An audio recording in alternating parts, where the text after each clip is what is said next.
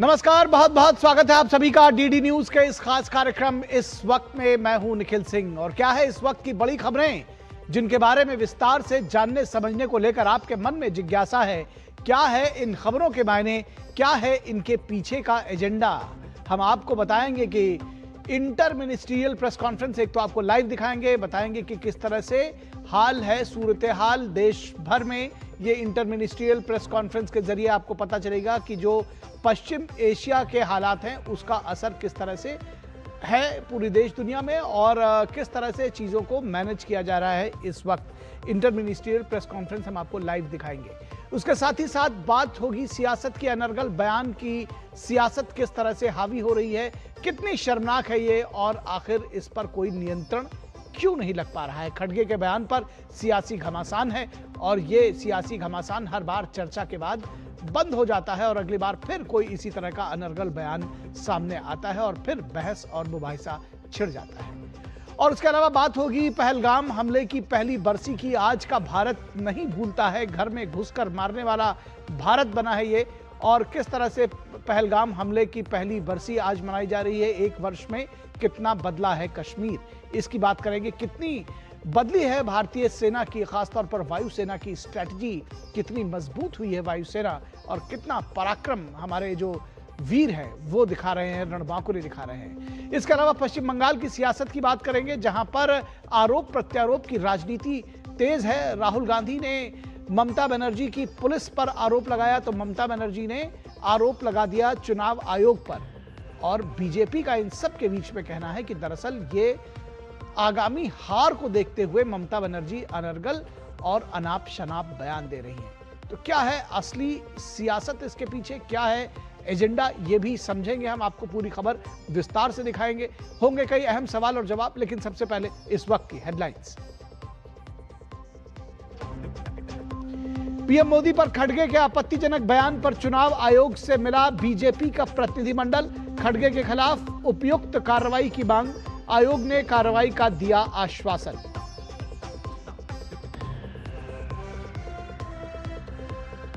पश्चिम बंगाल में कल मतदान के लिए चुनाव आयोग ने की व्यापक तैयारियां। वहीं पश्चिम बंगाल के दूसरे चरण के चुनाव के लिए चुनाव प्रचार जोरों पर। योगी आदित्यनाथ ने कहा बंगाल के विकास के लिए डबल इंजन की सरकार जरूरी।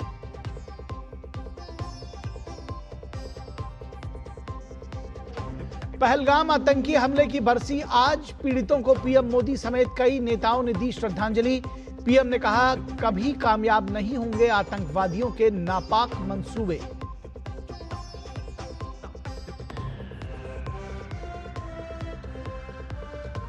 पश्चिम बंगाल में सियासी घमासान के बीच आरोप प्रत्यारोप की सियासत जारी। राहुल गांधी ने अपनी रैली पर रोक का पुलिस पर लगाया आरोप तो ममता बनर्जी ने चुनाव आयोग को ठहराया जिम्मेदार। बीजेपी का पलटवार, कहा बौखलाहट में ममता दे रही हैं अनाप शनाप बयान।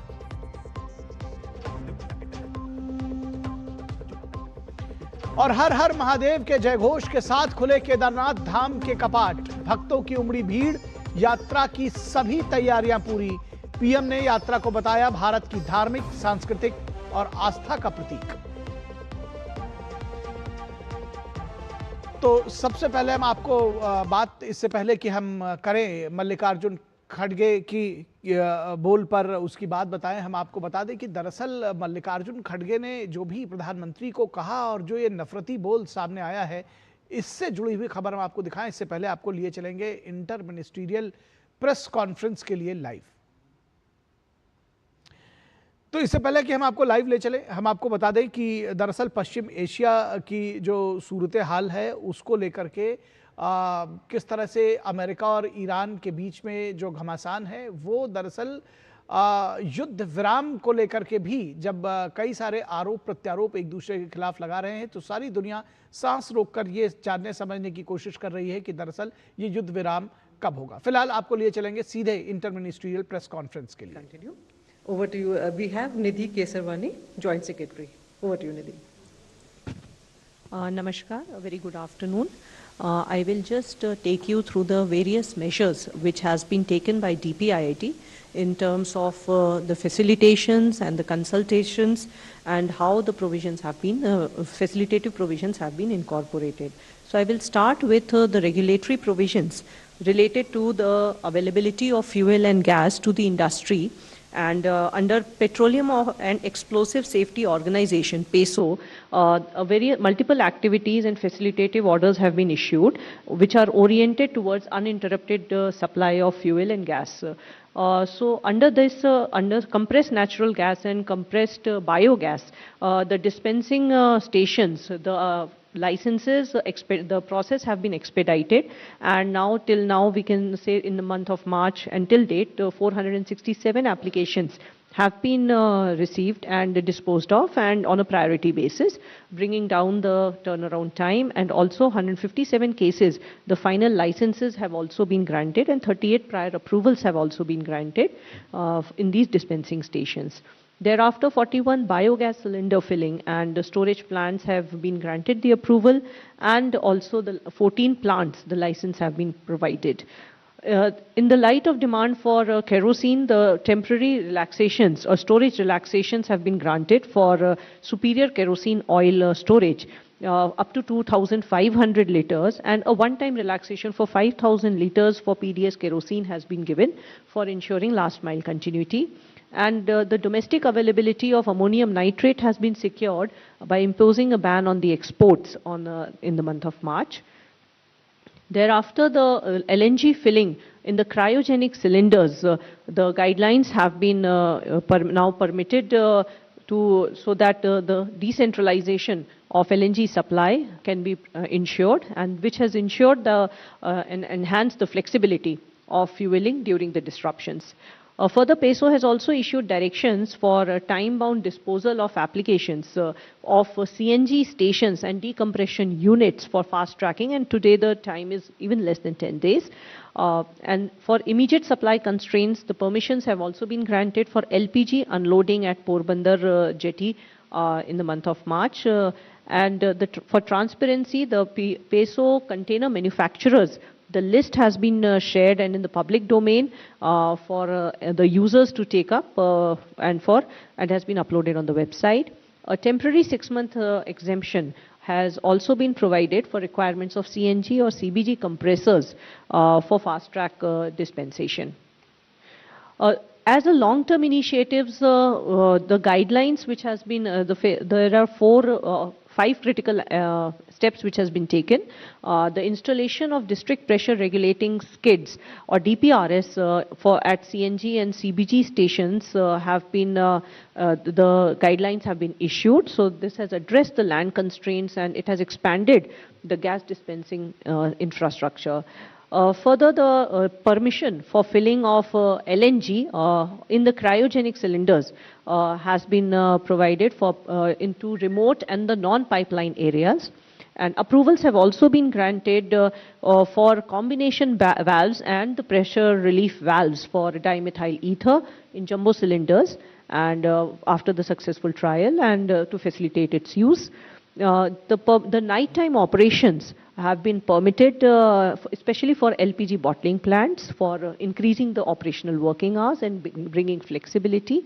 And the commissioning permission has also been granted to Petronet LPG for additional 5 MMTPA regasification capacity at the Dahej terminal, which has increased the storage capacities. Thereafter, for boilers, from the boiler side, in terms of facilitation and giving measures to reduce the oil consumption at the plants, the advisories have been issued by the government to all the state governments under subsection 3 of the Boilers Act for giving a 3-month extension of the boiler certificates which are due for renewal for high capacity boilers, so that the verification parameters and based on the satisfactory external inspection, 3 months extension can be granted. And further, for the boiler certificate for high capacity boilers in major oil and gas units, also a 3-month temporary extension has been granted, which includes refineries, petrochemicals and fertilizer plants based on fulfilling certain criteria. and the diversification of in fuel usage has also been promoted to encourage adoption and use of alternative fuels across the industrial sectors.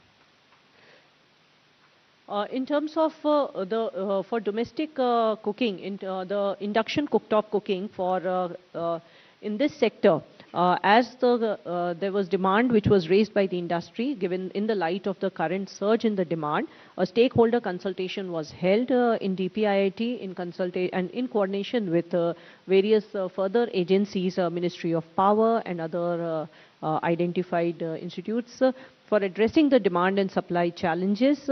Where the mandatory energy efficiency and the QCO timelines for induction cooktops have been extended, and corresponding amendments have also been issued to facilitate faster manufacturing and increase in the production capacities. Related to paint industry, which are I will now take you through the sectors which are with DPIIT. In paint industry, after the industrial consultations and the joint working group, the meeting in the requirement of the paint industry of various fuel and various raw materials and feedstock was taken, and under which the BCD has already been reduced to zero for HDPE, LLDPE, PPCN, which are basic ingredients required for paint in the industry. Further, the allocation of industrial LPG has also been enhanced from 50% to 70%, and thereafter the various raw materials which is required for in this paint industry in terms of butyl acrylate and their availability has also been now facilitated by the refineries, and the buyers also have been touch based with the concerned producers. The allocation industry-wise requirement of petrochemical raw materials and the packaging material for the paint industry specifically has also been furnished, and the tie-ups have been done for ensuring uninterrupted supplies. The QC on butyl acrylate has also been relaxed by Department of Chemicals and Petrochemicals for the period up to 10th of July to facilitate the domestic availability. With regard to the paper industry, another critical chemicals of the BCD, such as the styrene, methanol and ABS, the BCD has been relaxed, ensuring the diversification of the supplies. With respect to the tire industry, the BCD and the BCD on various chemicals have been relaxed, polybutadiene, styrene, butadiene rubber and resins, which is available now, and even the road tap for tires was restored in consultation by the Department of Commerce.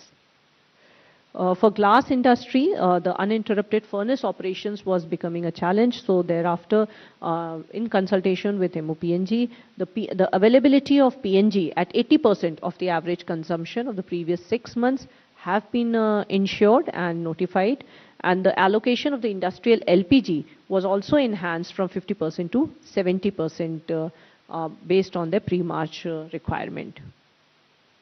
In leather and footwear industry, the basic the BCD on critical inputs such as EVA, PVC, PU, SBS have been reduced to zero, and for price escalation and the supply shortage of the PVC paste resin and other issues which has come up in the recent stakeholder consultations have also been referred for removal of anti-dumping or for abeyance of anti-dumping duty to DGTR, which is under for consideration. In terms of ceramic industry, for Morbi, 80% of the ceramic units which were using the LPG or the propane, and only 20% were using the piped natural gas supplies before March. So thereafter, the Gujarat Gas Supply is the main supplier over there. So accordingly, in consultation with the industry stakeholders, for MOPNG, the notification was made for about 80% availability of their last 6 months consumption, and thereafter the Gujarat State Petroleum Corporation have held multiple consultations with the industry and have also facilitated the supply arrangements for the remaining 80% of the units which were not previously using the piped gas, And the issue of the gas pricing disparities, which was also cropping up, has also been addressed through the rationalization for all the users in both existing and the new users of the gas to ensure the supplies and the functioning of the units. So thank you so much. This is what we have. Thank you, Nidhi. Over to you, Sujata, for petroleum updates. नमस्कार। जैसा कि आप जानते हैं, waste Asia crisis के चलते हमारा crude, LPG और नेचुरल गैस इंपोर्ट अफेक्ट हुआ है, परंतु भारत सरकार ने कई इफ़ेक्टिव स्टेप्स लिए हैं ताकि एलपीजी का पीएनजी, पेट्रोल और डीजल की सप्लाई सुचारू रूप से की जा सके और कंज्यूमर्स को कम से कम परेशानी का सामना करना पड़े। इसके चलते मैं आपको ये बताना चाहूँगी कि डोमेस्टिक एलपीजी की सप्लाई नॉर्मल है और किसी भी डिस्ट्रीब्यूटर पर कोई ड्राई आउट रिपोर्टेड नहीं है। लगभग 94% सिलेंडर्स की डिलीवरी ऑथेंटिकेशन कोड के द्वारा की जा रही है। कल 45 लाख के करीब बुकिंग हुई, जिसके सापेक्ष लगभग 51 लाख डोमेस्टिक एलपीजी सिलेंडर्स की डिलीवरी की गई है। कमर्शियल एलपीजी, जैसा आप जानते हैं, सप्लाई अफेक्टेड है, परंतु भारत सरकार ने इसकी सप्लाई को 70% रिस्टोर किया है। इसके चलते अप्रैल के महीने में लगभग 1,31,000 टन, जो कि लगभग 69 लाख 19 किलो के सिलेंडर्स के बराबर है, की सेल की गई है। इसके अलावा कल के एक दिन में 8,199 टन कमर्शियल एलपीजी की सेल की गई है। 5 किलो के सिलेंडर्स 23 मार्च से लेकर अब तक लगभग 20 लाख से अधिक सिलेंडर्स की सेल की जा चुकी है। इसके अलावा कल लगभग 80,000 से अधिक 5 किलो के सिलेंडर्स की सेल की गई थी। इसके साथ साथ माइग्रेंट लेबर्स तक ये 5 किलो के सिलेंडर्स को आसानी से पहुंचाया जा सके, इस उद्देश्य से ऑयल मार्केटिंग कंपनीज लगातार कैंप लगा रही हैं और 3 अप्रैल से लगभग 7,800 ऐसे कैंप लगाए जा चुके हैं और इन कैंप्स में जो सिलेंडर्स की सेल हुई है उसकी संख्या लगभग 1,17,000 है। कल भी 350 कैंप लगाए गए और इन कैंपों में 8,100 से अधिक 5 किलो के सिलेंडर्स की सेल की गई। नेचुरल गैस के संबंध में जैसा आप जानते हैं, भारत सरकार का जोर है कि अधिक से अधिक लोग पीएनजी पर शिफ्ट हों। इसके चलते मार्च के महीने से लेकर अब तक 5,10,000 नए 5,10,000 पीएनजी कनेक्शंस को गैस दी गई है। इसके अलावा 2.5 लाख से अधिक कनेक्शंस के लिए इंफ्रास्ट्रक्चर क्रिएट किया गया है। तो ये संख्या अगर इन दोनों को मिलाएं तो लगभग 7,66,000 के करीब होती है। इसके अलावा 5,77,000 ऐसे नए कस्टमर्स हैं जो अभी रजिस्टर हुए हैं। इसी तरह रिटेल आउटलेट्स पर भी कोई ड्राई आउट नहीं है और सप्लाईज नॉर्मल है। क्रूड इन्वेंट्रीज मेंटेन्ड हैं, sufficient crude inventories are available. Refineries optimum capacity पर ऑपरेट हो रही हैं। पेट्रोकेमिकल, फार्मा और केमिकल कंपनीज की ज़रूरत को देखते हुए जैसा आप जानते हैं कि कुछ C3, C4 मॉलिक्यूल्स को इन कंपनी को एलोकेट किया गया, लगभग 1,000 टन पर डे, और 9 अप्रैल से अब तक लगभग 5600 टन प्रोपिलीन की सेल हो चुकी है। एनफोर्समेंट भी जारी है। कल लगभग 3,200 रेड हुई और जिसमें 285 सिलेंडर सीज किए गए। इसी तरह surprise inspections by oil marketing companies is also continuing to check any malpractice, hoarding or diversion. So अंत में मेरी सभी लोगों से ये प्रार्थना है कि हमारे पास सफिशिएंट स्टॉक है, चाहे वो एलपीजी है, चाहे पेट्रोल है या डीजल है। कृपया पैनिक बाइंग से बचें और अफवाहों पर विश्वास न करें। धन्यवाद। Thank you. Shipping ministry, Mukesh ji. Thank you, ma'am. Good afternoon. First, I would like to make a clarification. A news is spreading about the reported payment by the captain of vessel Sanmar Herald in USD to the persons claiming to represent the IRGC Navy to grant right of passage and fell victim to cyber criminals. So we spoke with the owner of the vessel and he confirmed that it is a fake news and no such incident had happened. So this is a clarification. Then the ministry continues to coordinate with the Ministry of External Affairs Indian missions and maritime stakeholders to ensure seafarer welfare and uninterrupted maritime operations.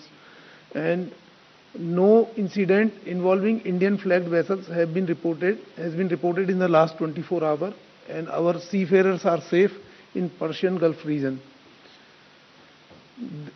The Indian flagged crude oil tanker, that is Desh Garima, which crossed safely on 18th of March, is likely to reach Mumbai today evening, and it is carrying 31 Indian seafarers. The shipping control, the control room has handled around 7,200 calls and about 15,000 emails since its activation, and in past 24 hours, 156 calls and 344 emails have been received. The ministry has facilitated the safe repatriation of more than 2615 Indian seafarers so far, including 25 in last 24 hours. Port operations across India remains normal and no congestion reported. Thank you very much. Thank you, Ranjit ji. I don't have much to add except that we are closely following all developments in the West Asian region. Thank you. Asim ji. Thank you, ma'am. Good afternoon. Ministry of External Affairs continues to closely monitor developments in the Gulf and West Asia region. Our efforts are focused on ensuring the safety, security and welfare of the large Indian community in the region. We are in close touch with the state governments and union territories to share information and coordinate our efforts. The dedicated special control room in the ministry is operational to respond to queries from Indian nationals and their families. Our missions and posts in the region are operating round-the-clock helplines to provide timely assistance. They are proactively assisting our citizens. They are also in close touch with the local governments. Updated advisories are being issued, including information related to local government guidelines, flight and travel situation, consular services, and the various welfare measures being undertaken for the community. Our missions are actively engaged with the resident Indian community, including the various Indian community organizations, associations, professional groups, and Indian companies to address their concerns. We are according high priority to the welfare of Indian seafarers in the region. Our missions are extending all assistance to them, including coordination with the local authorities and agencies, extending consular assistance and assisting for requests to return to India.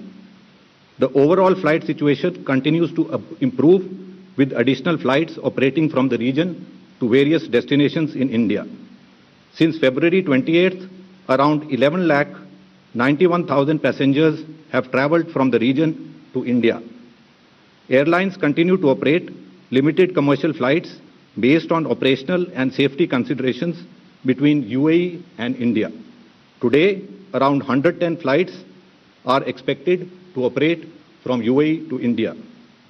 Flights are operating from various airports in Saudi Arabia and Oman to different destinations in India. Qatar airspace is partially open. Qatar Airways is operating flights to various destinations in India. Kuwait airspace remains open. Jazeera Airways and Kuwait Airways continue to operate non-scheduled commercial flights from Dammam Airport of Saudi Arabia to various destinations in India. Bahrain airspace is open. Gulf Airways is operating flights from Bahrain to various destinations in India. Iraq airspace is open with limited flight operations to destinations in the region which can be used for onward travel to India. Iran airspace remains partially open for cargo and chartered flights. Our embassy in Tehran continues to facilitate movement of Indian nationals through Armenia and Azerbaijan for onward travel to India. Israel airspace is open and limited flight operations have resumed to destinations in the region which can be used for onward travel to India. Thank you. Thank you. Now we take questions. First row, 266, 16, 130, 46, 22, 262, 189. Yes, we can start. My first question is for Mukesh sir. You just said that Sanmar Herald didn't make any payment in cryptocurrency, which is a fake news. So what's our understanding, what led to that episode? And has that episode caused a lot of concern and like leading to delays in the exit of the other tankers? And my second question is for Sujata ma'am. Yesterday you said that Indian refiners, they are producing something like 47,000 tons of LPG per day. So are we maxed out on LPG production? What more scope is there for the LPG production domestically? And also if you can give us split as to which sector is getting how much of LPG on a daily basis. Thank you.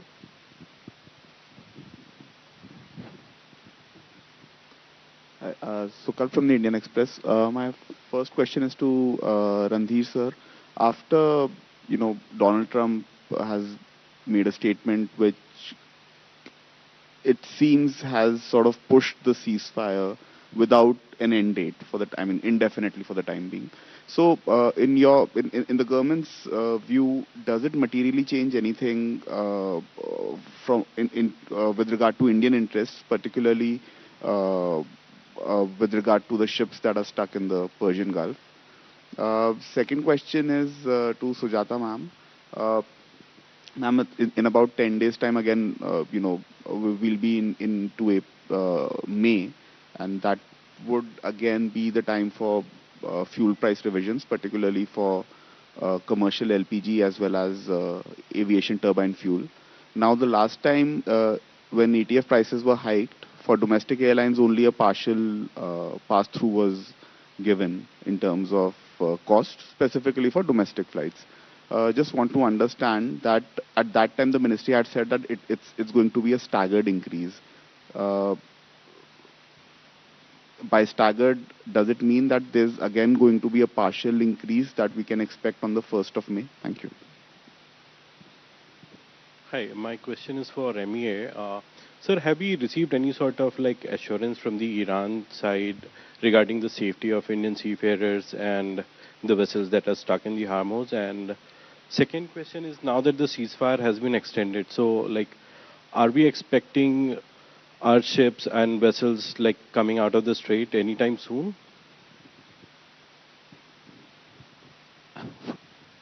नमस्ते, मैं अभिषेक single आसना पत्रिका से। सुजाता जी सवाल madam, ये जो HRLL वाला fire incident है, इसमें कुछ अपडेट आया है, मतलब कितना नुकसान हुआ, कुछ और जो टीमें गई थी उसके कुछ, और दूसरा इसकी जांच कौन कौन सी और एजेंसियां कर रही हैं इसमें? Thank you. रणधीर सर, मेरा सवाल आपसे है, ये जो सीज फायर तो हुआ है, लेकिन हॉर्मुज स्टेट में जो परिस्थितियां बनी हुई हैं और भारत के जहाज वहाँ अभी भी फंसे हुए हैं, दूसरी तरफ अमेरिकी प्रेसिडेंट कह चुके हैं कि नाकेबंदी जारी रहेगी, तो कोई राहत तो उन देशों को नहीं मिल रही है जिसमें इस युद्ध में जिनका कोई सीधा संबंध नहीं है, वो प्रभावित हैं, भारत प्रभावित है। तो ऐसे में क्या आपको लगता है कि भारत को जो ये असर डाल रहा है पूरा हॉर्मुज का स्टेट, इसमें क्या आपका रुख रहेगा और क्या अमेरिका से भी भारत कुछ नसीहत देगा इस पूरे मामले को लेकर? मैम, मैं ब्रह्म प्रकाश हूँ जी न्यूज़ से। मैम, मेरा सवाल सुजाता जी से है कि आपने बताया कि कमर्शियल जो है सप्लाई 70% लगभग शुरू कर दी है, लेकिन मैम कई राज्यों से अभी भी इस तरह का इनपुट है। दिल्ली NCR की बात करें, खासतौर से उत्तराखंड में 4 धाम यात्रा शुरू हुई है, 2 दिन से फीडबैक आया है कि कई जो शॉप हैं, दुकानें हैं, होटल, छोटे छोटे होटल जो गैस से नाश्ता बनाते थे तीर्थयात्रियों को, वहाँ 4-4 घंटे वेटिंग है क्योंकि गैस सिलेंडर मिला नहीं है और वो उस पर इलेक्ट्रिसिटी पे शिफ्ट हो गए हैं। तो क्या आप ये फीडबैक ले रही हैं और क्या ये इन राज्यों में जहां ये दिक्कत हो रही है वहां स्थिति नॉर्मल होगी? दिल्ली, आपने कहा कैंप लगा रहे हैं आपकी एजेंसियां बहुत सारी जगह, लेकिन मैं देख रहा हूं खासतौर से दिल्ली NCR में, नोएडा में, मुझे नहीं पता कहाँ कैंप लग रहे हैं, लेकिन छोटे छोटे जो वर्कर्स हैं, ठेले वाले हैं, उनको अभी भी सिलेंडर नहीं मिल रहा है, वो ब्लैक में खरीदने को मजबूर हैं। तो इस पर क्या आपका जवाब है? Thank you. Hello, Rituraj here from Mint. My question is for Petroleum Ministry. So as new connections for LPG are currently on hold, can you give a timeline as such when new connections would resume? And also there are some reports which say government has given permission for expansion of the Dahej LNG terminal. Can you give a confirmation on that? 46. Ma'am, my question to Sujata ma'am. Ma'am, today I think Petroleum Ministry has given approval to sustainable aviation fuel. What does it mean and how it's going to blend the ethanol and other oils in the ATF? 270 and 133.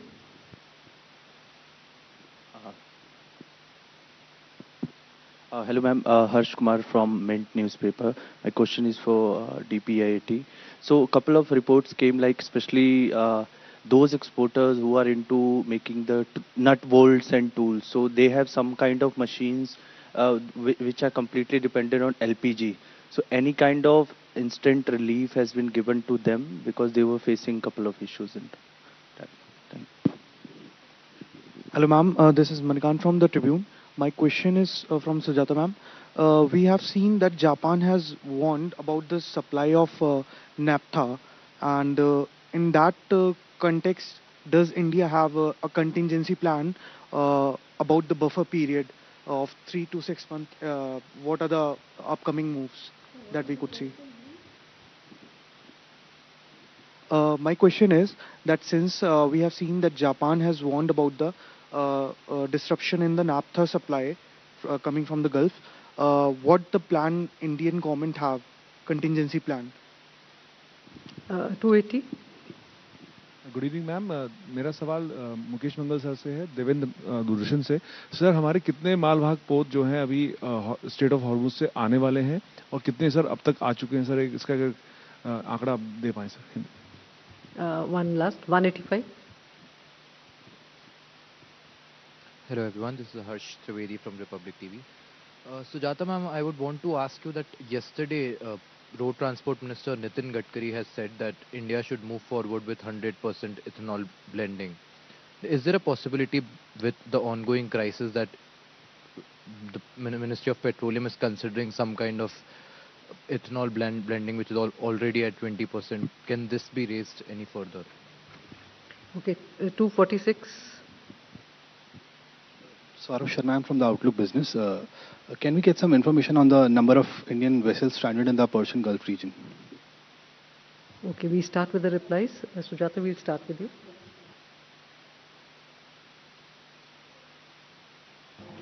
Regarding HRRL, the report is awaited.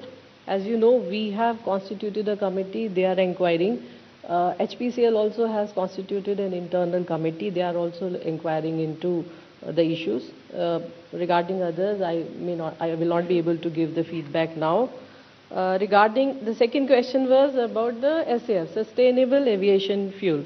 So you know that we have air turbine fuel, and SAF is basically it's a renewable. We can put it in that category, and especially because it is produced from the used cooking oil or from the I think ethanol, I believe. Yeah, so from ethanol. So this gadget notification is basically for allowing the blends of SAF. The way we have done for MS, it is on the similar line. Regarding yes. So now the scope for further increase of LPG. The current production, you know, is in spite of one of the refinery in shutdown. So that refinery is also having a capacity of something 3.5 or 4, I mean roughly. So once that refinery will come back, definitely that will add to our production. And then we are talking to the refiners, and we hope that it will increase further. Regarding ATF pricing, you know that our oil marketing companies have increased or passed on the price in a staggered manner to save the domestic consumers. Whether there will be an increase, how much will be the increase, when the decision will be taken, we will inform you on that. Char Dham, see, from the very beginning, I am telling you that we are ensuring that the domestic supplies are 100% to the consumers, and for doing this arrangement, we have cut some part from the commercial, and thereby the commercial supply is up to 70%.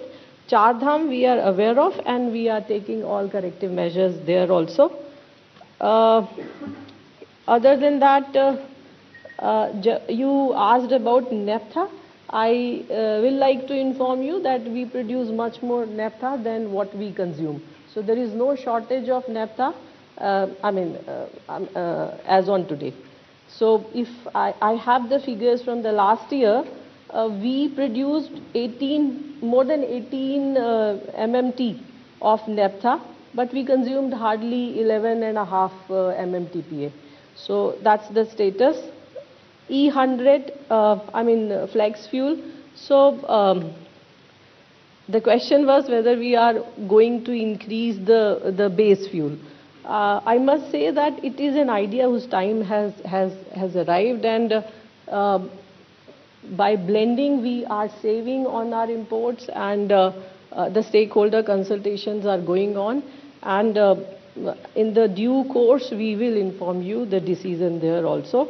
And regarding flex fuel also, government is trying to bring all the stakeholders together.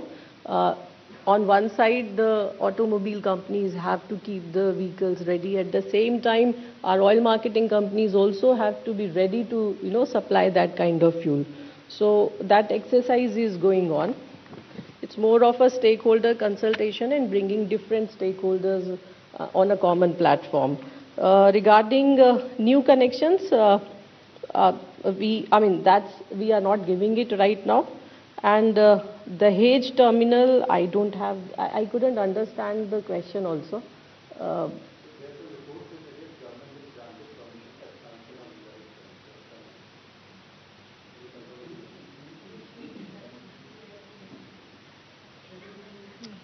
We'll come back on you.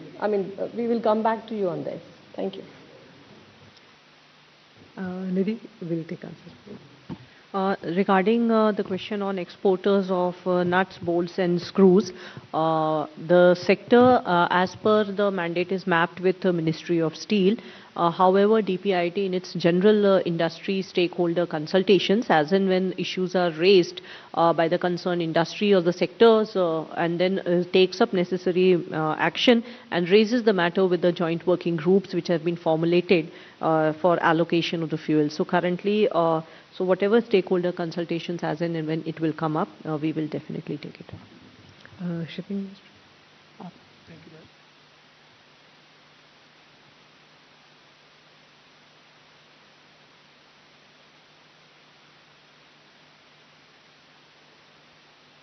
ma'am. I'm sorry. So there was a question that how many vessels are stuck in Persian Gulf region and how many vessels have sailed through from that region to this side. So at present 13 Indian flagged vessels plus one Indian owned vessel, that is total 14 vessels are there in Persian Gulf region.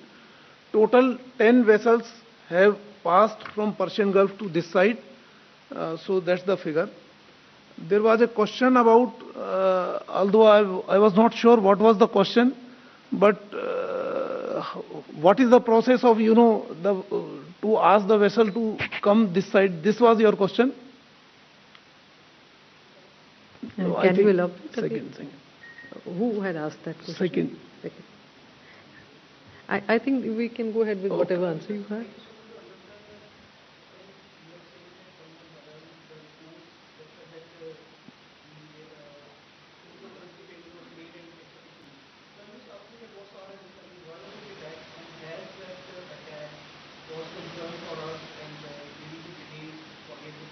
नहीं, इसमें very simple thing is that we in coordination with MEA, we assess the situation and then we are asking our vessels to start sailing from that side to this side.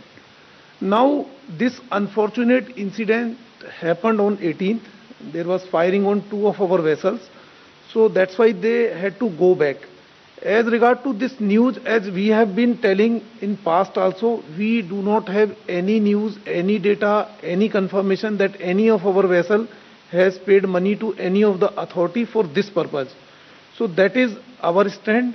Now suddenly there is a fake news which is circulating that some of the acts and all, that captain of this vessel has paid money in in USD, and then that's why that was paid to some cyber criminals, and then suddenly this firing happened. So there is no relation with this. This is a fake news, and fake news keep on circulating. So that's what I was trying to make it clear. Thank you, Mukesh ji.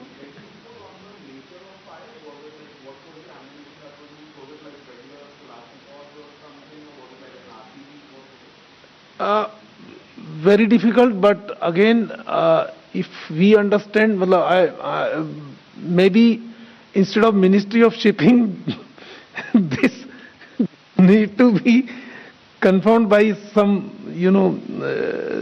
maybe. I think we'll hand it over to Randir ji to take the questions. Thank you. So Sukal, coming to your question, and Saurabh, your question also is related. In fact, the other question also from Pradeep is also related to this passage of ships, as also the ceasefire. We would like to state that India has always been in favor of peace. We welcome all initiatives, or all steps that lead to peace and stability. We have, as you know, we have already welcomed the ceasefire that has been reached and hope that it will lead to a lasting peace in West Asia. As we have been continuously advocating, de-escalation, dialogue and diplomacy are essential to bring an early end to this ongoing conflict. The conflict has already caused immense suffering to people and disrupted global energy supply and trade networks. We expect that unimpeded freedom of navigation and global flow of commerce through the Strait of Hormuz will be ensured. So that is in response to both your queries, but just to tell you that we continue to be in touch with Iranian authorities for the safe passage of our ships so that we can ensure our energy security, as also we can take care of our economic security. जहाज के बारे में प्रदीप आपने भी यही सवाल पूछा था, इसको मैं हिंदी में दोहरा दूं आपको कि हम ईरान के साथ हमारी लगातार बात चल रही है ताकि हमारे जहाज जो वहाँ पर हैं, जिनका जिक्र इन्होंने किया, 10 एक जहाज वहाँ हैं, उनको हम सुरक्षित रूप से स्ट्रेट ऑफ हॉर्मुज के माध्यम से अपने देश तक ला सकते हैं। बहुत बहुत धन्यवाद। Thank you, friends. You have one more question? Okay. Yes. Raw material available in India for the manufacturing. Is government considering relaxing the QCOs implemented by the different ministries, and DPIIT, what is doing in the DPIIT doing? As and when as per the stakeholder consultation and the requests from the industries in order to meet this availability of raw material, recently government has relaxed 5 QCOs which consist about and extended also the implementation date for them related to safety of household, commercial and similar electrical appliances. Then N-butyl acrylate, as I showed in my presentation also, aluminium and aluminium alloy products, which was also shown, linear alkyl benzene amendment order, which was relaxed by DCPC, and morpholine quality order, which has been relaxed by DCPC. So this government has done. So as and when with the consultation, because things are evolving, so as and when it comes up, we are taking up the issues. Thank you, friends. Thank you, officers. Thank you all.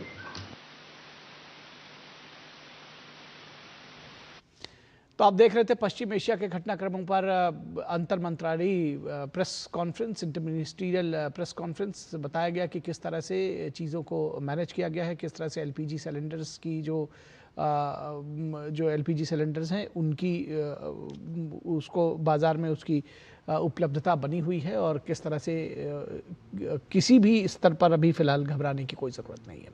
यहाँ रुकेंगे एक छोटे से break के लिए। Break के बाद जब वापस लौटेंगे तो चर्चा करेंगे इस वक्त के तमाम, हम आपको सियासी जो पॉइंट्स हैं हमारे पास अलग अलग राज्यों से, उस पर चर्चा करेंगे। बात होगी, फिर सामने आए हैं नफरती बोल, क्या कुछ प्रधानमंत्री नरेंद्र मोदी के खिलाफ ये जो बोल बार बार सामने आ रहे हैं, इसके पीछे की आखिर वजह क्या है? क्या कारण है कि प्रधानमंत्री नरेंद्र मोदी को कुछ न कुछ कांग्रेस के नेता आए दिन कहते रहते हैं?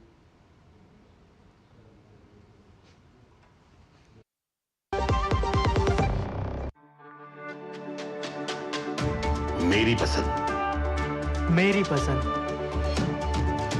मेरी पसंद, मेरी पसंद, हमारी पसंद, हम सबकी पसंद। मजबूत देश का मजबूत सरिया हो गया स्टील। पढ़ता है, खेलता है, झूलता उछलता है, दौड़ता कभी कभी दौड़ कराता है, आगे आगे बढ़ता है इंडिया, अमूल दूध पीता है इंडिया। स्वागत है आपका। ब्रेक को लांग दिया जाता है। प्रधानमंत्री नरेंद्र मोदी के प्रति कांग्रेस नेताओं की नफरत एक बार फिर सामने आई है, जब खुद कांग्रेस अध्यक्ष मल्लिकार्जुन खड़गे ने चेन्नई में एक प्रेस कॉन्फ्रेंस के दौरान पीएम मोदी को आतंकवादी कह दिया। कांग्रेस अध्यक्ष मल्लिकार्जुन खड़गे द्वारा पीएम मोदी पर दिए गए इस अनर्गल बयान से राष्ट्रीय राजनीति में तीखी बहस छिड़ गई है। हालांकि बयान के बाद कांग्रेस नेताओं ने गलती भांपते हुए स्पष्टीकरण देने की कोशिश की और कहा कि संदर्भ को तोड़ मरोड़ कर पेश किया गया है और उसका आशय अलग था। लेकिन वीडियो में साफ देखा और सुना जा सकता है कि मल्लिकार्जुन खड़गे का संदर्भ कुछ और नहीं था और उन्होंने सीधे तौर पर प्रधानमंत्री को अनर्गल शब्द कहे। इस मुद्दे पर आक्रोशित बीजेपी ने इसे पीएम का ही नहीं बल्कि देश का अपमान बताया है। बीजेपी प्रतिनिधिमंडल ने चुनाव आयोग से मुलाकात कर शिकायत दर्ज कराई है। केंद्रीय मंत्री किरेन रिजिजू ने कहा है कि भारत सरकार लंबे समय से आतंकवाद के खिलाफ जीरो टॉलरेंस की नीति पर फोकस कर रही है, उस पर काम कर रही है। बीजेपी का आरोप है कि इस तरह की भाषा न केवल राजनीतिक मर्यादा का उल्लंघन है बल्कि देश की लोकतांत्रिक संस्थाओं का भी अपमान है। प्रतिनिधिमंडल में निर्मला सीतारमण और अर्जुन राम मेघवाल भी शामिल थे, जिन्होंने कड़ी कार्रवाई की मांग की है। निर्मला सीतारमण ने आरोप लगाया कि प्रधानमंत्री के खिलाफ इस तरह की टिप्पणियां कांग्रेस के व्यवहार का लगातार पैटर्न रही हैं। बीजेपी अध्यक्ष जेपी नड्डा ने सोशल मीडिया पर बयान की कड़ी निंदा करते हुए इसे जनता के जनादेश का अपमान बताया है। नड्डा के मुताबिक ये टिप्पणी राजनीतिक हताशा और चुनावी दबाव का परिणाम हो सकती है। बीजेपी नेताओं का कहना है कि कांग्रेस नेताओं का यही चरित्र रहा है कि वो ओसामा जैसे खूंखार आतंकी के नाम के आगे जी लगाते हैं और देश के निर्वाचित प्रधानमंत्री को आतंकवादी कहते हैं। चुनाव आयोग ने शिकायत पर संज्ञान लेते हुए मामले की समीक्षा का आश्वासन दिया है। वहीं कांग्रेस के शीर्ष नेता के बिगड़े बोल ने एक बार फिर यह सवाल खड़ा कर दिया है कि राजनीतिक हताशा और निराशा में बार बार लोकतांत्रिक मर्यादाओं को तार तार किया जाता है और हर बार सिर्फ बहस मुबाहिसे के बाद बात आई गई हो जाती है। क्या वक्त नहीं आ गया है जब इसके लिए भी कोई गाइडलाइन बने, जवाबदेही तय हो और दोषियों के खिलाफ कड़ी कार्रवाई की जाए?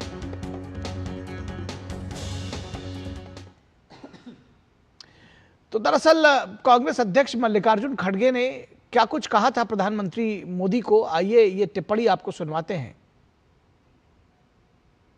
How this AIDMK people who themselves put the photo of Annadurai and the party itself is Annadurai, how can they join with Modi, who is a terrorist and who won't believe in equality? His party won't believe in equality and justice. तो इसमें संदर्भ समझने की कोशिश करिए। जो कांग्रेस कह रही है कि ये किसी और संदर्भ में कहा गया था, इसका आशय कोई और है, लेकिन उन्होंने साफ तौर पर जो कुछ कहा है वो आप सब ने सुना और हमने एक बार फिर आपको सुनवाया है।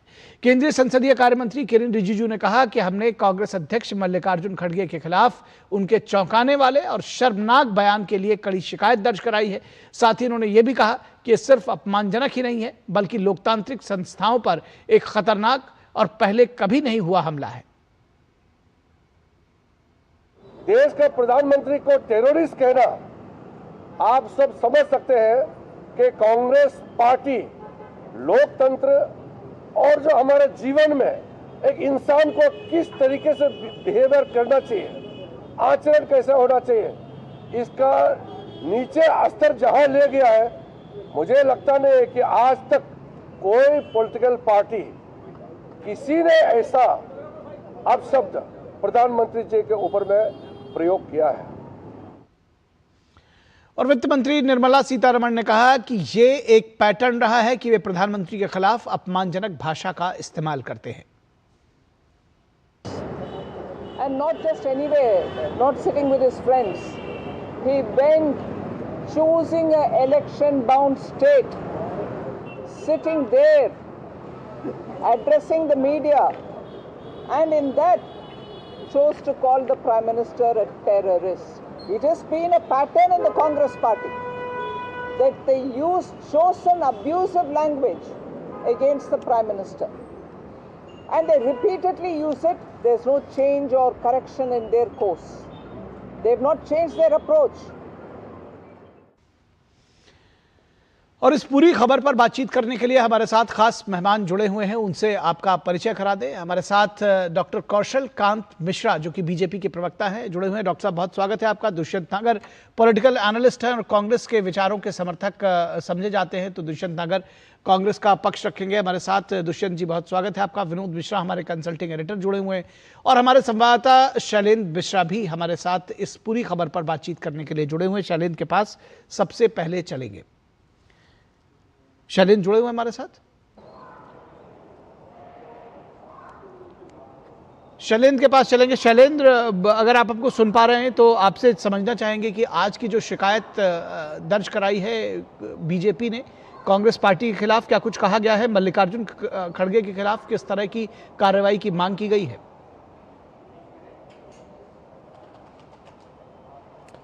निखिल, ऑडियो बहुत सही नहीं आ रहा है, लेकिन आपने जो सवाल पूछा ये हम जानते हैं कि जब से ही बयान आया मल्लिकार्जुन खड़गे का, चेन्नई में प्रेस कॉन्फ्रेंस कर रहे थे चुनावी राज्य, और जिस तरह से उन्होंने ये बात कही, बीजेपी ने उस पर घनघोर आपत्ति जताई और तुरंत ही बीजेपी के राष्ट्रीय अध्यक्ष नितिन नवीन हो या फिर केंद्रीय मंत्री जेपी नड्डा हो या तमाम शीर्ष नेताओं ने इसे सोशल मीडिया पोस्ट पर लिखा और ये बीजेपी की तरफ से कहा गया कि वो चुनाव आयोग को शिकायत करेंगे। आज चुनाव आयोग को शिकायत भी की गई है और चुनाव आयोग से सख्त कार्रवाई की मांग की गई है। और दूसरी बात ये कि मल्लिकार्जुन खड़गे से बीजेपी ने माफ़ी की मांग की है और ये कहा है कि ये कांग्रेस की सभी सीमाओं को लांघने जैसा बयान है। यानी इससे पहले भी बयान देते रही है कांग्रेस पार्टी, प्रधानमंत्री नरेंद्र मोदी के खिलाफ आपत्तिजनक टिप्पणी कांग्रेस के नेता करते रहे, लेकिन इस तरह से बयान देना और प्रधानमंत्री नरेंद्र मोदी को आतंकवादी बताना, तो ये कांग्रेस की जो सोच है कि वो राजनीति में उनका स्तर कितना गिर गया उनके नेताओं का, ये दर्शाता है। एक चुने हुए प्रधानमंत्री जो दुनिया के सबसे लोकप्रिय नेता हैं, जो लगातार तीसरी बार प्रधानमंत्री हैं, जो चुनकर आए हैं, जीत कर आए हैं, उनको इस तरह से बोलना है दरअसल भारत की लोकतांत्रिक व्यवस्था का अपमान है, ये बीजेपी कह रहे हैं। और इसीलिए चुनाव आयोग को शिकायत की गई है और माफ़ी की मांग की गई है मल्लिकार्जुन खड़गे की तरफ से कि वो माफ़ी भी मांगे। जी बिल्कुल। विनोद जी, किस तरह से आप इसको देखते हैं? क्योंकि आपने देखा होगा कि इससे पहले भी लगातार इस तरह के अनर्गल बयान लगातार पॉलिटिक्स में आते हैं, उस पर चर्चा होती है, उसकी लानत मलानत की जाती है और फिर हम आगे बढ़ जाते हैं। एक बार फिर आगे कुछ समय के बाद इसी तरह के बयान सामने आते हैं। इस पर आपको नहीं लगता है कि वक्त आ गया है कि कोई इस पर एक कठोर कानून बने, किसी भी तरह से इस पर रोक लगाया जा सके, कोई कार्रवाई हो? देखिए, अगर आप टाइमिंग देखिए कि आज पहलगांव के हमले का आज एक सालगिरह है, आप एक कह सकते हैं कि पहली बरसी ही आप समझ सकते हैं कि भारत किस तरह से टेररिज्म को लेके और किस तरह से एक लहूलुहान रहा है पिछले कई वर्षों से, दशकों से। और इस दौर में भारत ने इस टेररिज्म के खिलाफ में किस तरह से जीरो टॉलरेंस की नीति बना के समूल नष्ट करने का जो अभियान किया है, उसके सामने में आपके सामने में नक्सल मुक्त भारत है, जो ये कोई सोच नहीं सकता था। पिछले बीते दिनों में अगर 31 मार्च का डेडलाइन था, भारत नक्सल मुक्त भारत हुआ है और करके दिखाया है इस सरकार ने। तो टेररिज्म की बात करते करते आप जब टेररिस्ट कहते हैं तो आप लगता है कि भारत को इस तरह से चीज़ों को आप जब डिफाइन करते हैं, एक वो पुराने सबसे पुराने पार्टी के अध्यक्ष, तो उनके लिए इस टेररिज्म और टेरर शायद कोई मायने नहीं रखता, ये चलने वाली चीज़ है। आप देखिए कि जब आप इसको कहेंगे कि ये संयोग है या प्रयोग है, तो आप इसको संयोग नहीं मान सकते हैं, ये प्रयोग मान सकते हैं कि चेन्नई के लास्ट दिन का वो पोलिंग का ये था, प्रचार प्रसार का था, आप प्रेस कॉन्फ्रेंस करते हैं, पार्टी के वरिष्ठ नेता आपके आजू बाजू में साथ रहते हैं। मल्लिकार्जुन खड़गे अगर पार्टी के अध्यक्ष बोल रहे हैं, उनसे अगर आप सोच लीजिए कोई स्लिप किया हो तो उनके आजू बाजू में जो लोग थे वो तो करेक्ट करा सकते थे कि आप क्या शर्मनाक बयान दे रहे हैं, कम से कम एक बार करेक्शन तो कर लीजिए। और आप बार बार उसको इंसिस्ट कर रहे हैं, तो ये संयोग नहीं, ये प्रयोग है। इस प्रयोग से क्या निकालना चाहते थे आप? इस प्रयोग से इस बात को करना चाहते थे कि राहुल गांधी जो ट्रेंड बनाया, कि आप देखिए ऑपरेशन सिंदूर को लेके जब पूरे देश में जिस तरह का माहौल बना, आप उसके बाद राहुल गांधी का देखिए कि जब उनका सरेंडर का बयान आया तो सबसे पहले पाकिस्तान के टेलीविजन चैनल नहीं चलाना शुरू किया था। तो भारत का जो एक टेररिज्म के खिलाफ में एक रिजॉल्व है, भारत जिस मजबूती से टेररिस्ट के खिलाफ में एक नेस्तनाबूद करने का एक अपना रिजॉल्व दिखाया है ऑपरेशन सिंदूर में, आप उसको हल्के में ले रहे हैं। आप ऑपरेशन सिंदूर के बाद आपके सारे नेता सरेंडर करते रहे। मल्लिकार्जुन खड़गे को लगा कि ये मौका है कुछ एक लाइन और आगे बढ़ के अपने नेता के लिए बोल दे, तो उन्होंने पीएम को ही टेररिस्ट कह दिया। तो ये सवाल उठता है कि आप कांग्रेस में ये हताशा क्यों है? नरेंद्र मोदी के तीसरे टर्म के प्राइम मिनिस्टर के खिलाफ में आपके साथ में बोलने के लिए ढेरों सारे चीजें हैं, ढेरों मुद्दे पे आप प्राइम मिनिस्टर को घेर सकते हैं, ये लोकतंत्र की मांग है। लेकिन आप कभी मोदी को सांप कहेंगे, कभी रावण कहेंगे, कभी बिच्छू कहेंगे, क्या क्या नहीं आपने प्राइम मिनिस्टर मोदी के लिए शब्द और उपसंहार को जोड़ा है। तो मुझे लगता है ये देश के लिए, लोकतंत्र के लिए एक बहुत ही शर्मनाक पहलू है कि उसके अपने देश के प्रधानमंत्री के लिए भी एक मर्यादा और आचरण नहीं है। ठीक है। दुष्यंत अगर जी, एक बड़ा प्रश्न उठाया गया है कि ये जो बाकी चीजें जो कही जा रही हैं, तो कही जा रही है, कहा जा रहा है कि जानबूझकर ये प्रयोग किया गया है, और खासतौर पर ऐसे समय में जब आज पहलगाम हमले की बरसी मनाई जा रही है, तो ये जानबूझकर अगर ऐसा कहा गया है तो वाकई इस पर क्या आप जवाब देंगे, आप इसको समझिए। लेकिन मुझे कई बार लगता है कि क्या ये आप लोगों का फ्रस्ट्रेशन है या ये पॉलिसी ही है कि ओसामा बिन लादेन को जी कहेंगे और देश के निर्वाचित प्रधानमंत्री को आतंकवादी कहेंगे? देखिए, देश जानता है आतंकवाद से लड़ते हुए कांग्रेस पार्टी के 2 प्रधानमंत्रियों ने अपनी शहादत दी है, 2-3 चीफ मिनिस्टर्स ने अपनी शहादत दी है। नक्सलवाद से लड़ते हुए हमारे प्रदेश कांग्रेस की एक पूरी कमेटी ने शहादत दी। भारत की आजादी में कम से कम 1 लाख कांग्रेस के कार्यकर्ताओं ने शहादत दी है। तो कोई देशभक्ति कांग्रेस को ना सिखाए। नहीं, इसमें देशभक्ति कोई सिखा भी नहीं रहा, इसमें कोई प्रश्न उठा भी नहीं रहा। इस पे कहां प्रश्न है? जो बात आप कह रहे हैं ठीक है, उससे सभी लोग सहमत होंगे। मैं ये कहना चाह रहा हूं।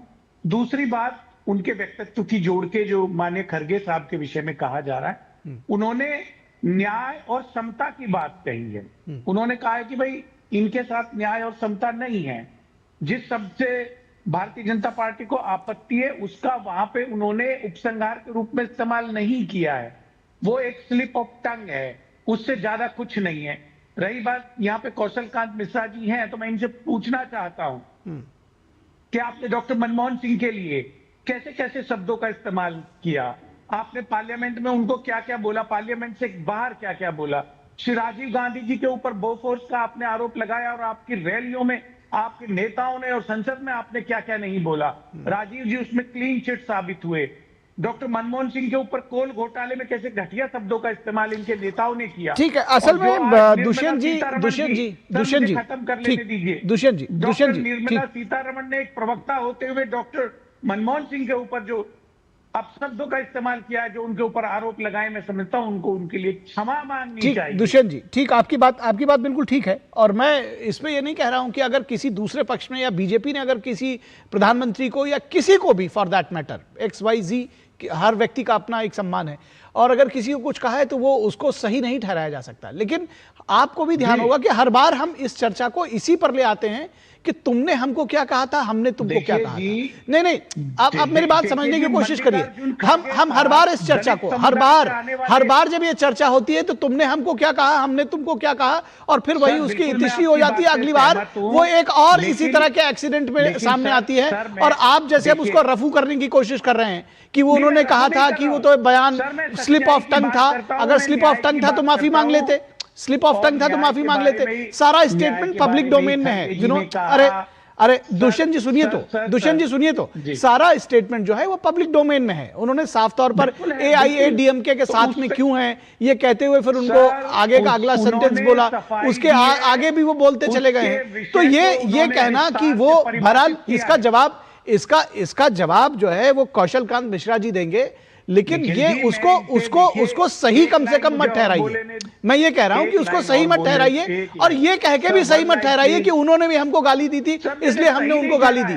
गाली देना गलत है, इस बात को समझ लीजिए। मैं आप मेरी बात समझिए, मैं जो कह रहा हूं आप शायद उसको सुनना समझना नहीं चाह रहे, लेकिन ठीक है। कौशल कांत मिश्रा इसका जवाब देंगे। कौशल कांत मिश्रा, डॉक्टर साहब आप इसका जवाब दीजिए। लेकिन आप ये कहकर नहीं बच सकते थे कि उन्होंने भी हमको कहा था इसलिए हमने तो बराबरी करने के लिए कह दिया। This can't happen. नहीं, ये कोई तर्क नहीं हो सकता, और इसको शायद कोई भी नहीं मानेगा कि उन्होंने हमको कहा तो हमने उनको कहा, उन्होंने हमको कब कब कहा था तो हम उनको कहेंगे। कोई कंपैरिजन नहीं है। डॉक्टर कौशल कांत मिश्रा, ठीक है सर, निखिल जी ने जो कहा वो मैं उससे सहमत नहीं। ठीक, डॉक्टर कौशल कांत मिश्रा। दुष्यंत भाई, दूसरों के पाप गिनाने से आपके अपने पाप कम नहीं हो जाते, तो इसलिए दूसरों का पाप गिनाना हर कोई बंद कर दे, अपने पाप को एक्सेप्ट करे और उसका प्रायश्चित करे, यही नियम है। दुष्यंत जी, आपने ये कहा कि इंदिरा जी शहीद हुई, राहुल जी शहीद हुए, बहुत सारे लोग, राजीव जी शहीद, राहुल जी हयात है, ईश्वर उनको लंबी उम्र दे जी। मैं मान लेता हूं, लेकिन आप हमारी तरफ से क्या कभी उनकी शहादत पर सवाल उठाया गया? क्या कभी देश के प्रधानमंत्री को या देश के किसी भी नेता को आतंकी कहा गया हो? आप देश के प्रधानमंत्री को आतंकी बोलते हैं और आतंकी को आतंकी जी बोलते हैं, ओसामा जी बोलते हैं। क्या कर रहे हैं? कहा मतलब इस पे भी डिस्कशन आप कर रहे हैं।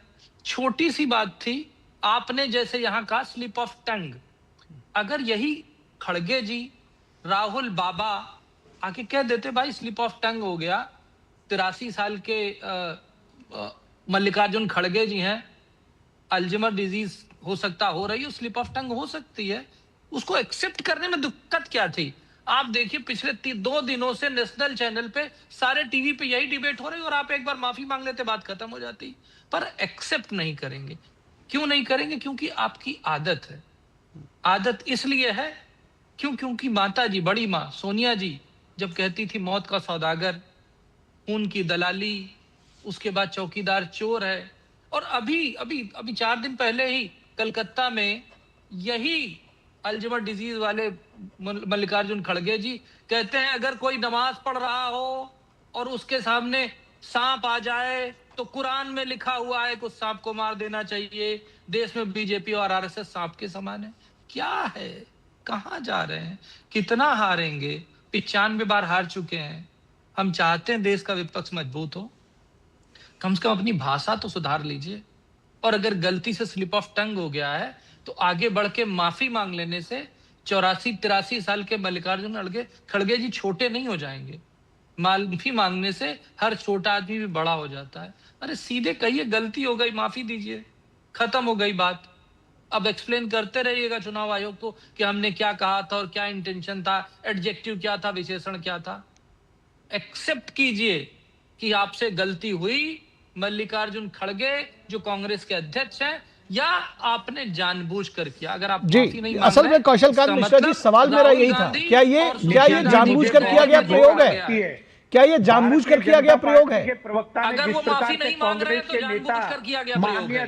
अगर वो माफी मांग रहे हैं तो स्लिप ऑफ टंग है। ये तो कांग्रेस को सोचना है कि वो क्या चाहती है, वो प्रयोग कर रही है। नहीं, बिल्कुल ठीक है, आपका राइट है, आप आपत्ति व्यक्त करिए, आप आपत्ति व्यक्त करिए, बिल्कुल आपका राइट है। क्यों अपमान किया भाई? ठीक, एक मिनट डॉक्टर कौशल कांत, दुष्यंत जी एक कोई क्वेश्चन रेज कर रहे हैं जी। दुष्यंत जी बोलिए। हाँ जी, बताइए दुष्यंत जी बोलिए। देखिए, डॉक्टर हैं कौशल कांत मिश्रा जी, और आपने जिस प्रकार से दलित नेता प्रतिपक्ष राज्यसभा कांग्रेस के राष्ट्रीय अध्यक्ष को अल्जाइमर जैसी बीमारी से पीड़ित बताया है, ये आपने कैसे कह दिया? ये अपमान नहीं किया आपने एक दलित नेता? मैं बताता हूं। अरे सुन लीजिए, आप सुन लीजिए भाई, दूसरी बात होती है सुन लीजिए ना, अपमानित करते अब जवाब ले लीजिए भाई साहब, जवाब भी तो लीजिए। जवाब सुन लीजिए भैया। मुझे लगा कि एक नॉर्मल मेंटल स्टेट वाला आदमी ऐसा नहीं कह सकता, इसलिए मैंने कहा अल्जाइमर डिजीज ये डॉक्टर की डायग्नोसिस हो सकती है, क्योंकि एक देश का, भारत देश का नागरिक। फिर निखिल जी को दिक्कत होगी। वो तो कांग्रेस के अध्यक्ष हैं, अगर वो ये उनके दिमाग से ऐसा निकल रहा है और उन्होंने जानबूझकर नहीं कहा, अपने आप निकल गया तो बीमारी हो सकती ना।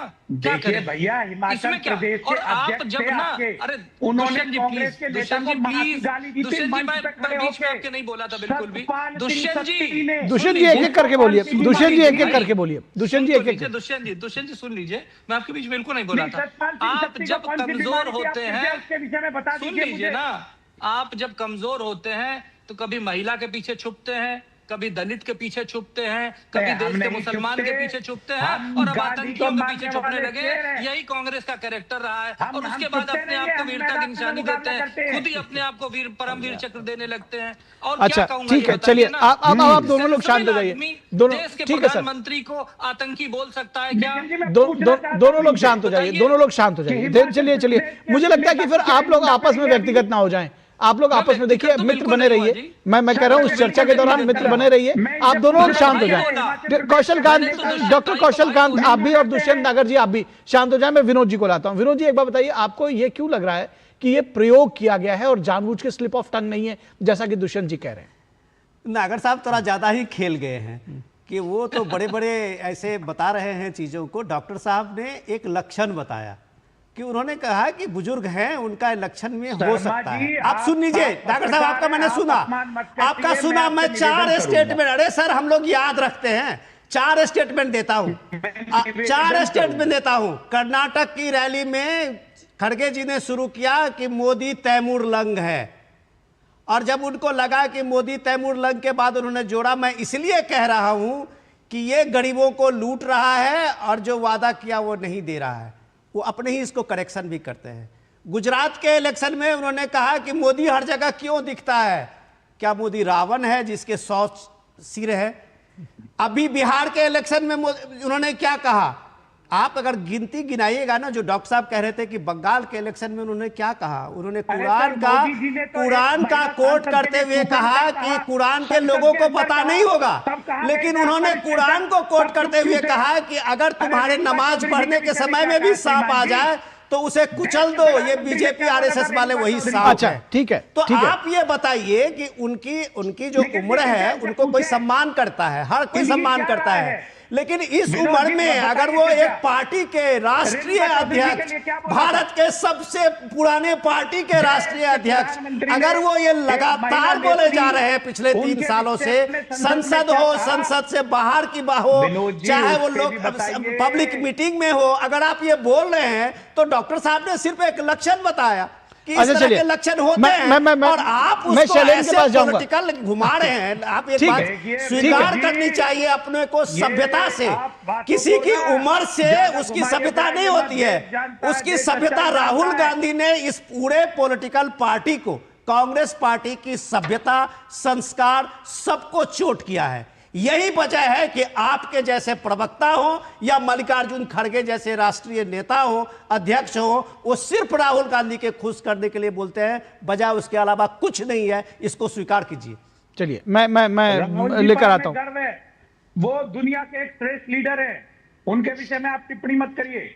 कौन? राहुल हमारे जी? नेता है वो, राहुल जी, अरे भैया 95 चुनाव ठीक है, ठीक है, जान है, जान। एक कैरेक्टर बता दीजिए श्रेष्ठता का। हाँ, श्रेष्ठता में न्यूनतम लेवल पे आ जाएंगे, क्योंकि 95 इलेक्शन आ रहे हैं। ठीक है, चलिए सर, ठीक है, ठीक है। मैं शैलेंद्र के पास जाऊंगा सर। समय अब इस तरह से जाया नहीं कर सकते। ठीक है सर, इस तरह से समय जाया नहीं करेंगे एक दूसरे पर वो करके। राहुल गांधी के ऊपर भाई ये विषय नहीं है, उनकी योग्यता पर सर प्रश्न हम डिबेट नहीं कर रहे हैं।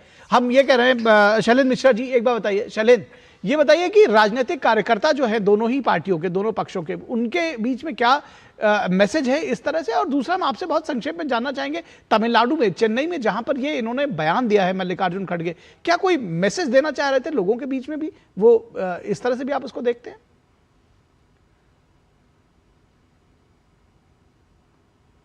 समझा बयान है, एक पैटर्न है, क्योंकि गलती एक बार हो सकती है, 2 बार हो सकती है, बार बार नहीं हो सकती।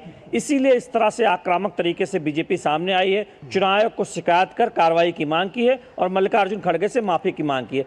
अब सवाल ये उठता है कि जब कांग्रेस जानती है कि जब भी प्रधानमंत्री नरेंद्र मोदी के खिलाफ व्यक्तिगत टिप्पणी की गई है आपत्तिजनक, तब चुनाव में नुकसान हुआ है, चाहे वो गुजरात में हो या राष्ट्रीय स्तर पर हो, फिर भी कांग्रेस के शीर्ष नेता इस तरह की टिप्पणियां क्यों करते हैं? तो कांग्रेस पार्टी को यह समझना होगा, क्योंकि सफाई भी आ रही है और कांग्रेस के बाकी नेता इस मुद्दे पर थोड़ा सा बचना भी चाह रहे हैं, तो फिर इस तरह का बयान मल्लिकार्जुन खड़गे ने क्यों दिया है, ये वो वही बेहतर बता सकते हैं, जिस पर एक तरह से सफाई देते नहीं बन रही। जी बिल्कुल, सफाई देते नहीं बन रहा। और एक बात तो फैक्ट ऑन रिकॉर्ड्स जिसको कहते हैं, शैलेंद्र ने ये बात बिल्कुल सही रखी है कि हर बार जब वो प्रधानमंत्री नरेंद्र मोदी पर आप लोग पूरे वाक्य को पढ़ने की जरूरत है।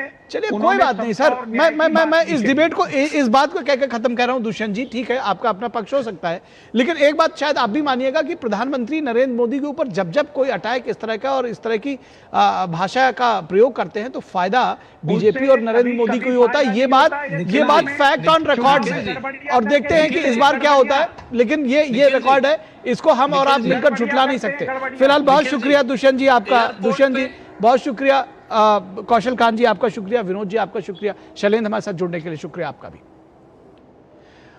और यहां रुकेंगे एक छोटे से ब्रेक के लिए। ब्रेक के बाद जब वापस लौटेंगे तो बात होगी पहलगाम हॉरर के 1 साल, भारत जिसे कभी भुला नहीं सकता और भारत कभी भूलता भी नहीं है। ब्रेक के बाद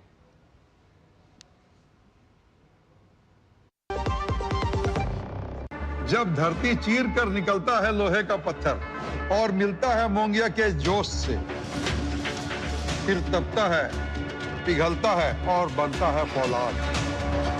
अब होता है सरिया सारी खूबियों के साथ। मोंगिया स्टील, मजबूत देश का मजबूत सरिया। स्वागत है आपका ब्रेक के बाद। और पहलगाम हॉरर की एक साल उसको पूरे हुए, पहली बरसी है। भारत जिसे कभी भुला नहीं सकता और भारत कभी भूलता भी नहीं है। ये दोनों बातें पहलगाम हमले की पहली बरसी पर हमें याद आ रही है। पहलगाम हमले की पहली बरसी पर भारतीय सेना उसने संदेश साझा किया है कि जब इंसानियत की सीमाएं लांघी जाती हैं तो जवाब निर्णायक होता है। इसके साथ ही सेना ने ऑपरेशन सिंदूर का लोगो शेयर करते हुए फोटो पर लिखा, कुछ सीमाएं कभी नहीं लांघी जानी चाहिए, भारत कभी भूलता नहीं है, ऑपरेशन सिंदूर जारी है। पहलगाम आतंकी हमले की बरसी पर प्रधानमंत्री नरेंद्र मोदी ने मृतकों को याद करते हुए लिखा है कि उन्हें कभी भुलाया नहीं जा सकेगा। उन्होंने लिखा कि भारत आतंकवाद के किसी भी रूप के आगे कभी नहीं झुकेगा। आतंकवादियों के घिनौने मंसूबे कभी कामयाब नहीं होंगे। इस दुख की घड़ी में मेरी संवेदनाएं पीड़ित परिवारों के साथ है। पीएम ने लिखा है, पर्यटकों की भारी भीड़ कश्मीर को गुलजार कर रही थी। 2019 के बाद लाखों टूरिस्ट कश्मीर आने लगे थे।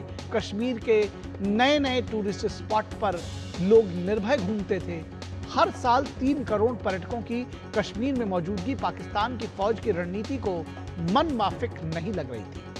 तभी पाकिस्तानी फौज के जनरल मुनीर ने हिंदू विरोधी बयान उनका सामने आया था। 16 अप्रैल को इस्लामाबाद में आयोजित ओवरसीज पाकिस्तानियों के सम्मेलन में जनरल मुनीर ने कहा था कि हम हिंदुओं से हर तरह से अलग हैं। हमारा धर्म, रीति रिवाज, परंपराएं, विचार और महत्वाकांक्षाएं अलग हैं। उन्होंने कश्मीर को पाकिस्तान की जुगलर वेन करार दिया और इसे कभी ना भूलने की कसम खाई। इस भड़काऊ बयान का नतीजा रहा कि पहलगाम में 1 हफ्ते बाद आतंकी हमला हुआ, जिसमें 25 भारतीय और 1 नेपाली नागरिक मारे गए। धर्म पूछकर उनकी हत्या की गई। हमले की जिम्मेदारी लश्कर तैयबा से जुड़े द रेजिस्टेंट फ्रंट ने ली, जिसने धर्म के आधार पर पर्यटकों को निशाना बनाया था। ये आज का भारत है जो अपने पीड़ितों को न्याय देना जानता है। ये आज का भारत है जो गुनहगारों को कभी बख्शता नहीं है, उसे अंजाम तक पहुंचाता है। ये आज का भारत है जो घर में घुस कर मारता है। पिछले साल 22 अप्रैल को पाकिस्तान समर्थित लश्कर तैयबा के आतंकियों ने पहलगाम की बैसरत घाटी में 26 निर्दोष लोगों को उनका धर्म पूछकर हत्या की थी। ऑपरेशन महादेव चलाकर सुरक्षा बलों ने पाकिस्तान के उन तीनों आतंकी दरिंदों को ढूंढकर उन्हें मौत की नींद सुला दिया था। लेकिन न्याय के कटघरे में सरहद पार आतंकी सरगना भी बराबर के गुनाहगार थे, इसलिए ऑपरेशन सिंदूर में उनके हेडक्वार्टर सहित ट्रेनिंग कैंप को जमींदोज कर दिया गया। प्रधानमंत्री नरेंद्र मोदी ने पहलगाम हॉरर का जवाब देने के लिए सेना को खुली छूट दी थी। ऑपरेशन सिंदूर के तहत भारतीय सेना ने सीमा पार किए बगैर पाकिस्तान के अंदर आतंकी ठिकानों पर हमले करके आतंकी आकाओं के वजूद को सकते में डाल दिया था और 100 से ज्यादा सरगनाओं को मौत की नींद सुला दिया गया था।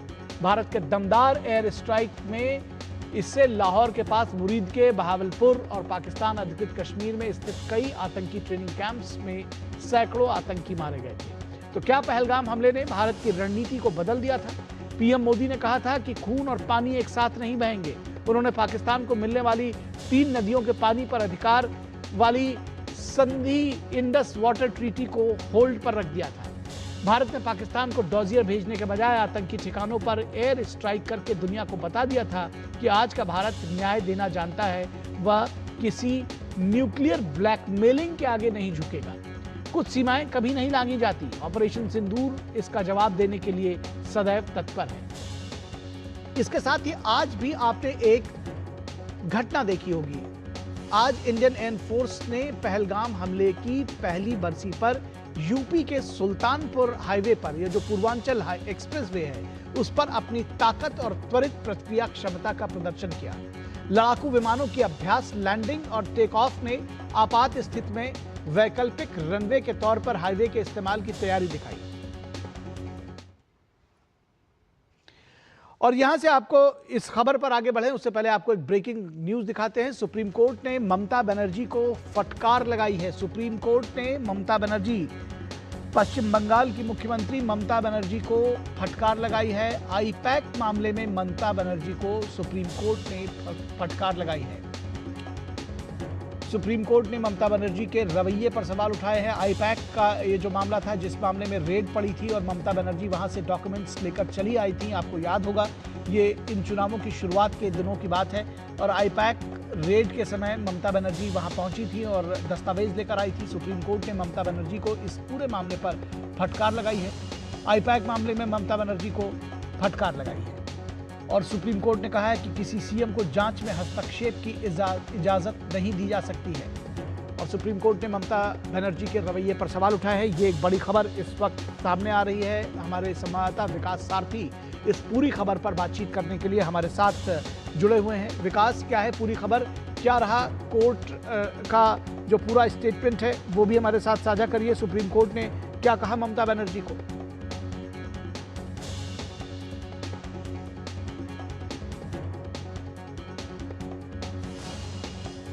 ममता बनर्जी जो भी कर रही थी वो कहीं ना कहीं चीफ मिनिस्टर के लिए ठीक नहीं।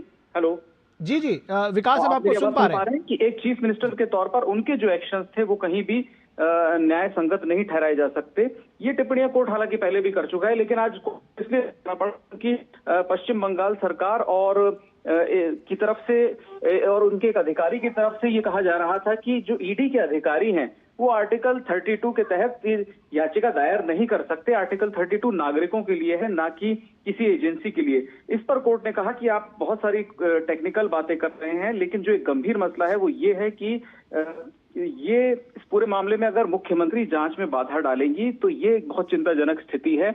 और इससे पहले भी इस तरह की टिप्पणियां ममता बनर्जी के खिलाफ हुई थी और आज भी कोर्ट के रवैये से लगता है कि जो दलीलें टेक्निकल ग्राउंड्स पर दी जा रही हैं उनको सुप्रीम कोर्ट कितना आगे आने वाले दिनों में स्वीकार करेगा, इसको लेकर के एक प्राइमा फेसा ऐसा लगता है कि कोर्ट इस टेक्निकल ग्राउंड को अलग हटा करके इस पूरे मामले को देखेगा। क्योंकि लगातार जो सबसे बड़ी दलील दी जा रही है बंगाल सरकार की तरफ से या पुलिस अधिकारियों की तरफ से, जिनको कि इस मामले में पार्टी बनाया गया है, वो ये कि ईडी आर्टिकल 32 के तहत सीधे कोर्ट में नहीं आ सकती। और आज मेनका गुरुस्वामी जो बहस कर रही थी बंगाल पुलिस के एक अधिकारी की ओर से, उन्होंने कहा कि इसको संविधान पीठ को भेज दिया जाना चाहिए मामले को। तब बेंच की तरफ से ये तीखी टिप्पणी आई कि आप टेक्निकलिटीज की बात कर रही हैं, लेकिन हम उस विषय की बात कर रहे हैं जहां पर मुख्यमंत्री के ऊपर गंभीर आरोप लगे हैं। और जो हमारे कॉन्स्टिट्यूशन मेकर्स थे, संविधान निर्माताओं ने कभी ऐसी कल्पना नहीं की होगी, कोर्ट की टिप्पणी थी कि कोई चीफ मिनिस्टर इस तरह से किसी जांच में जाकर के बाधा डालेगा। तो ये गंभीर टिप्पणी है, खासतौर से आज के माहौल में, जबकि आप देख रहे हैं कि पश्चिम बंगाल में राजनीतिक गहमागहमी बहुत तेज चल रही है। सुप्रीम कोर्ट की टिप्पणी काफी डैमेजिंग है ममता बनर्जी के लिए। जी, निश्चित तौर पर डैमेजिंग है। और इस मामले की सुनवाई दरअसल काफ़ी समय से चल रही थी और आज इस मामले को मैं ये भी आपसे समझना चाहूँगा कि आज ये मामला अदालत में किस तरह से आया था और इसके बाद इस पर अभी क्या और डायरेक्शंस अदालत की तरफ से आने हैं। विकास, कैसे इस मामले को समझें? बिल्कुल, देखिए यह मामले पे पहले भी सुनवाई हो चुकी है। आज ही अपना नियमित जो सुनवाई कोर्ट इस मसले पे कर रहा है, उसी के मद्देनजर आज सुनवाई हुई थी और कल भी ये सुनवाई जारी रहेगी। निखिल, अभी तो जो हम देख रहे हैं इस पूरे मामले में, वो फिलहाल यही बात सबसे पहले चल रही है कि मेंटेनेबिलिटी पर सवाल उठा रही है पश्चिम बंगाल सरकार और पुलिस के अधिकारी की ये मेंटेनेबल ही नहीं है।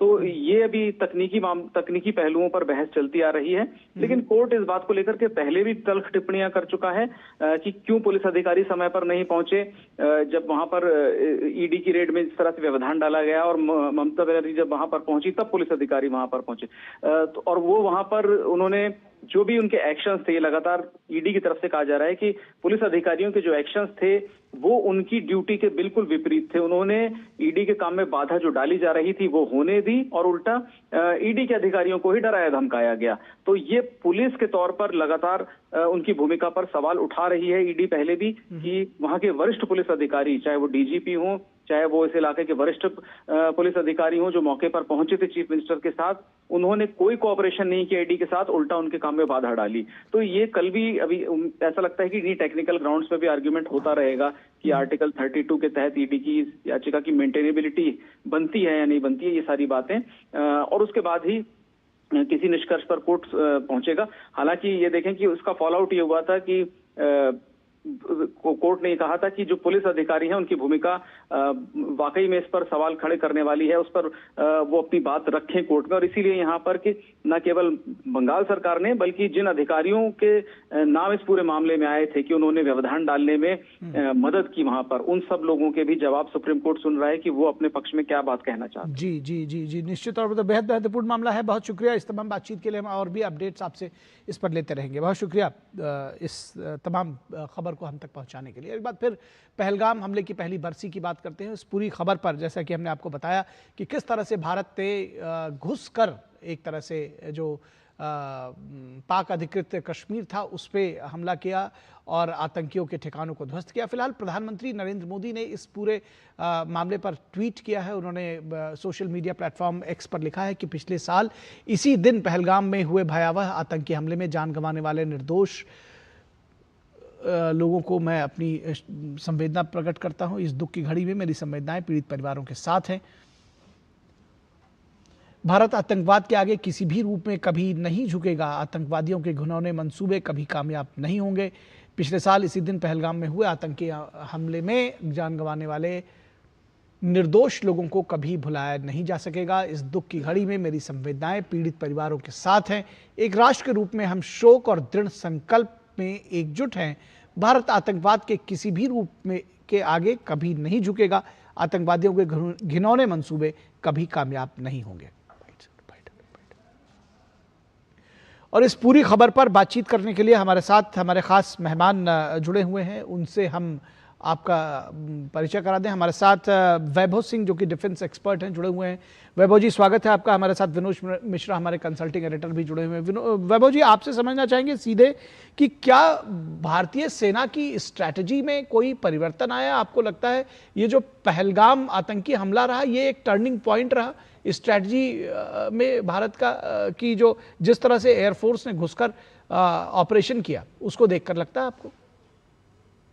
जी बिल्कुल। अगर आप पिछले 10-11 साल में अगर आप देखें तो भारत ने धीरे धीरे करके जो एस्केलेशन का स्तर है, जो उसका लेवल है वो बढ़ाया है।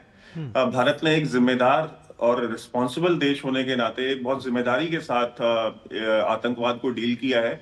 और कि जो आरोप भारत के ऊपर बहुत सारे जो पाकिस्तानी जो डिफेंस एक्सपर्ट्स हैं या जो पाकिस्तानी प्रोपेगेंडिस्ट हैं वो लगाते हैं, वो वहीं धराशायी हो जाते हैं कि आज जिस टेम्परेचर पे भारत बात करता है पाकिस्तान से, अगर आप देखें तो सबसे पहले जब उरी का जब सर्जिकल स्ट्राइक हुआ तो हमने एलओसी क्रॉस की, हमने इंटरनेशनल बॉर्डर नहीं क्रॉस किया और हमने एक टारगेटेड लिमिटेड स्ट्राइक की। उसके बाद जब हमने देखा कि जब बालाकोट किया तो बालाकोट में हमने इंटरनेशनल बॉर्डर क्रॉस किया और हम आतंकवादी ठिकानों पे गए। हमने जो मिलिट्री टारगेट्स थे वो नहीं एंगेज किए, सिर्फ नॉन मिलिट्री मिलिटेंट टारगेट हमने एंगेज किए। लेकिन जब ऑपरेशन सिंदूर हुआ तब भारत ने कहा कि अब बात जो है ये, चूंकि एक जो सबक हम इनको सिखाना चाह रहे हैं ये सीखने को तैयार नहीं है, तो फिर हमने पाकिस्तान जैसे जैसे उस एस्केलेशन को बढ़ाता गया हमने भी उस एस्केलेशन को बढ़ाया। और अगर आप मिलिटरीली ही कंपेयर करें तो आप ये देखिए कि पाकिस्तान के अंदर उनकी राजधानी इस्लामाबाद में ही एक तरीके से, क्योंकि रावलपिंडी और इस्लामाबाद जो है वो सिस्टर सिटीज हैं, वो बिल्कुल वो इस्लामाबाद जो है वो रावलपिंडी को ही काट करके एक हिस्सा उसको जो है इस्लामाबाद बनाया गया है। तो वहां पे जो नूर खान एयरबेस है, जहां से वहां के आसिम मुनीर जो फील्ड मार्शल हैं वो हो, या उनके सर्विसेज के चीफ्स हो, या वहां के प्राइम मिनिस्टर या कैबिनेट मिनिस्टर हो, या प्रेसिडेंट हो, वो सारे के सारे नूर खान एयरबेस से फ्लाई करते हैं। तो उस नूर खान एयरबेस से लेकर के बलूचिस्तान से लेकर सिंध से लेकर के गिलगित बल्तिस्तान तक के उनके जितने भी एयरबेसेस थे, 10 से ज्यादा एयरबेसेस को हमने टारगेट किया, और सिर्फ टारगेट नहीं किया, इस तरह से टारगेट किया कि अगले कम से कम साल भर के लिए उसको डिसफंक्शनल कर दिया, कि वो उसको दोबारा फुली ऑपरेशनल करने में, दोबारा से उसको अपने 100% पे ऑपरेट करने के लिए उनको कम से कम साल भर का समय लगा जी। तो ये जो एस्केलेशन का लेवल है, और भारत में आप एक टूटी हुई विंडशील्ड नहीं दिखा सकते हैं